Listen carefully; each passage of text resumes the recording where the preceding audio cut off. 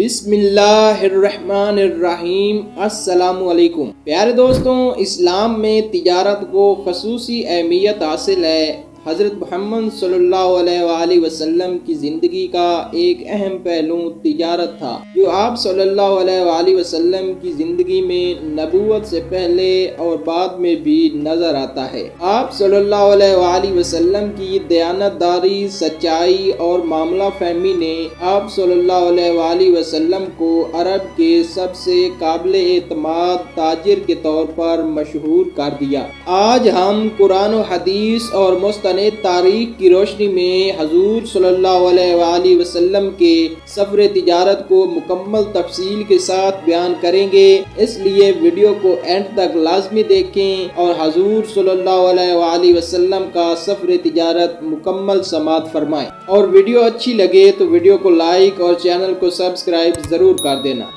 پیارے دوستوں، قریش عرب کا سب سے طاقتور قبیلہ تھا جو مکہ مکرمہ میں آباد تھا۔ ان کے پاس اپنی زمینیں نہیں تھیں، اس لیے ان کا انحصار تجارت پر تھا۔ مکہ مکرمہ کعبہ شریف کی وجہ سے مذہبی مرکز بھی تھا اور لوگ دور دراز سے یہاں پر حج کرنے کے لیے آیا کرتے تھے۔ یہی وجہ تھی کہ قریش کے لوگ تجارت میں کامیاب تھے، کیونکہ وہ حج کے زائرین کو مال فروخت کرتے تھے اور دور دراز کے علاقوں میں بھی تجارتی قافلے بھیجتے تھے۔ قریش کے دو بڑے تجارتی سفر مشہور تھے، یعنی قریش کے لوگ موسم سرما میں یمن کی طرف تجارت کرتے تھے اور موسم گرما میں شام کی طرف تجارت کرتے تھے۔ قریش کے ان تجارتی سفروں کا ذکر اللہ تبارک و تعالی نے سورۃ قریش میں بھی فرمایا ہے۔ حضرت محمد صلی اللہ علیہ وآلہ وسلم 570 عیسوی میں اسی قبیلے میں پیدا ہوئے۔ پیدائش سے پہلے ہی آپ صلی اللہ علیہ وآلہ وسلم کے والد حضرت عبداللہ رضی اللہ عنہ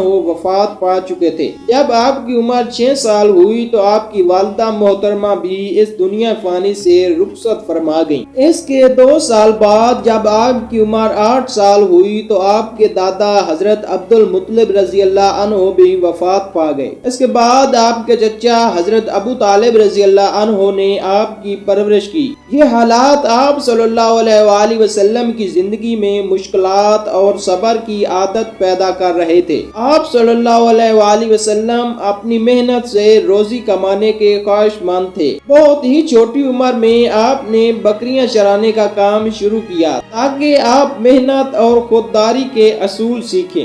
اس زمانے میں قریش میں ظلم و ستم، دھوکہ دہی، سود خوری اور طاقتور لوگوں کا غریبوں پر ظلم و ستم عام تھا۔ آپ صلی اللہ علیہ وآلہ وسلم بچپن سے ہی معاشرتی برائیوں سے نفرت کرنے لگے تھے۔ آپ ہمیشہ یتیموں، غلاموں اور کمزوروں کا ساتھ دیتے تھے۔ ایک مرتبہ ابو جہل، جو کہ قریش کا ایک بڑا سردار تھا، وہ معلوم شروع سے ہی آپ صلی اللہ علیہ وآلہ وسلم کے خلاف تھا اور آپ صلی اللہ علیہ وآلہ وسلم سے بغض رکھتا تھا۔ ایک دن جب ایک غریب تاجر مکہ آیا تو ابو جہل نے اس کے پیسے دبا لیے۔ اس تاجر نے شکایت کی تو قریش کے لوگوں نے مذاق اڑاتے ہوئے اسے کہا کہ محمد سے مدد مانگو، وہ سب کے لیے انصاف کرتے ہیں۔ تو یہ تاجر حضرت محمد صلی اللہ علیہ وآلہ وسلم کے پاس حاضر ہوا اور اپنا دکھڑا بیان کیا۔ آپ صلی اللہ علیہ وآلہ وسلم نے اس تاجر کا ہاتھ پکڑا اور اسے ابو جہل کے دروازے پر لے گئے۔ ابو جہل نے جیسے ہی حضور صلی اللہ علیہ وآلہ وسلم کو دیکھا تو فوراً اس نے پیسے واپس کر دیے۔ قریش کے لوگ حیران رہ گئے اور ابو جہل سے پوچھنے لگے کہ تم تو بڑے ظالم ہو، پھر تم محمد سے کیوں ڈر گئے؟ ابو جہل نے جواب دیا کہ جب میں نے محمد کو دیکھا تو ایسا لگا کہ جیسے ان کے پیچھے کوئی بہت بڑی طاقت کھڑی ہے۔ تو یہ واقعہ حضور صلی اللہ علیہ وآلہ وسلم کی حقیقت پسندی، انصاف اور اللہ کی حفاظت کا ایک ثبوت تھا۔ مکہ کے لوگ جو کہ شام اور یمن میں تجارت کے لیے جاتے تھے، قریش کے جاڑے اور گرمی کے سفر کے مانوس ہونے کی وجہ سے اللہ تبارک و تعالی نے سورۃ قریش میں اس کا ذکر فرمایا ہے۔ جب حضور صلی اللہ علیہ علیہ وآلہ وسلم کی عمر 12 سال ہوئی تو آپ صلی اللہ علیہ وآلہ وسلم اپنے چچا ابو طالب کے ساتھ پہلا تجارتی سفر کرنے کے لیے روانہ ہوئے۔ راستے میں بحیرہ راہب نامی عیسائی عالم نے حضور صلی اللہ علیہ وآلہ وسلم کو دیکھا۔ یہ راہب آپ کے چچا سے کہنے لگا کہ یہ بچہ کوئی عام نہیں، اس کے چہرے پر نبوت کے آثار ہیں، اسے دشمنوں سے بچا کر رکھنا۔ تو اس سفر میں حضور صلی اللہ علیہ وآلہ وسلم نے تجارت کے اصول،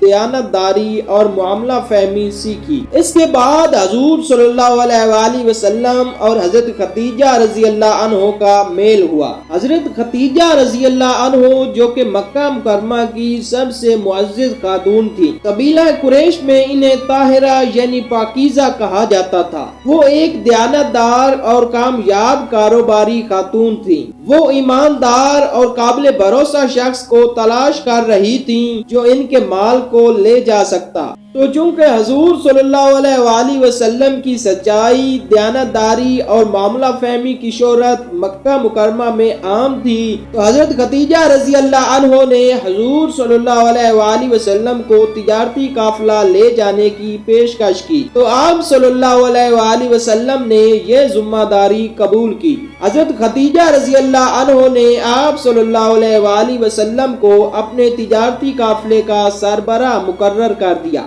آپ نے اپنے غلام میسرہ کے ساتھ حضور صلی اللہ علیہ وآلہ وسلم کی سربراہی میں تجارتی قافلہ شام کی طرف روانہ کر دیا۔ میسرہ خدیجہ رضی اللہ عنہ کے لیے رپورٹس تیار کرتا تھا، یعنی آپ کا رپورٹر تھا۔ وہ قافلے کے سارے حالات واپسی پر آپ کو بتاتا تھا۔ آپ صلی اللہ علیہ وآلہ وسلم نے امانت، دیانت اور حکمت کے ساتھ یہ ذمہ داری نبھائی۔ آپ نے کبھی ناپ تول میں کمی نہیں کی تھی اور آپ ہمیشہ سچ بولا کرتے تھے۔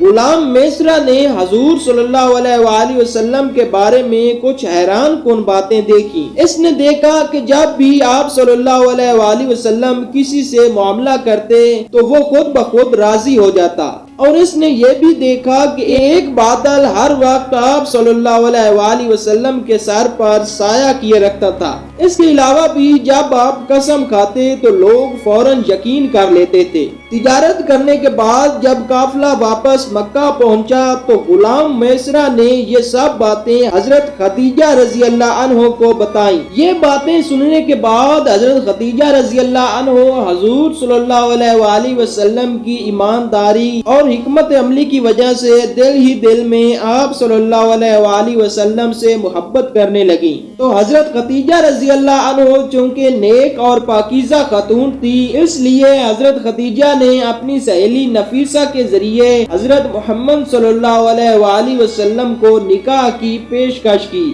جب نفیسہ نے حضور صلی اللہ علیہ وآلہ وسلم کے پاس آ کر یہ پیشکش کی تو آپ نے اپنی چچا حضرت ابو طالب رضی اللہ عنہ سے مشورہ کیا، اور اپنے چچا کے مشورے کے ساتھ حضور صلی اللہ علیہ وآلہ وسلم نے حضرت خدیجہ رضی اللہ عنہ سے نکاح کر لیا۔ اس وقت حضور صلی اللہ علیہ وآلہ وسلم کی عمر 25 سال تھی اور حضرت خدیجہ رضی اللہ عنہ کی عمر 40 سال تھی۔ نکاح کے بعد حضرت خدیجہ رضی اللہ عنہ نے اپنی ساری دولت حضور صلی اللہ علیہ وآلہ وسلم کے سپرد کر دی۔ اس طرح حضرت خدیجہ رضی اللہ عنہ کی تجارت میں اور بھی برکت آ گئی۔ اسلام میں تجارت کے اصولوں کو بیان کرتے ہوئے اللہ تبارک و تعالی نے سورۃ البقرہ میں فرمایا ہے کہ اللہ نے تجارت کو حلال اور سود کو حرام قرار دیا ہے۔ ایک اور حدیث میں تجارت کی طرف روشنی ڈالتے ہوئے حضور صلی اللہ علیہ وآلہ وسلم کا فرمان مبارک ہے کہ سچ بولنے والا تاجر نبیوں،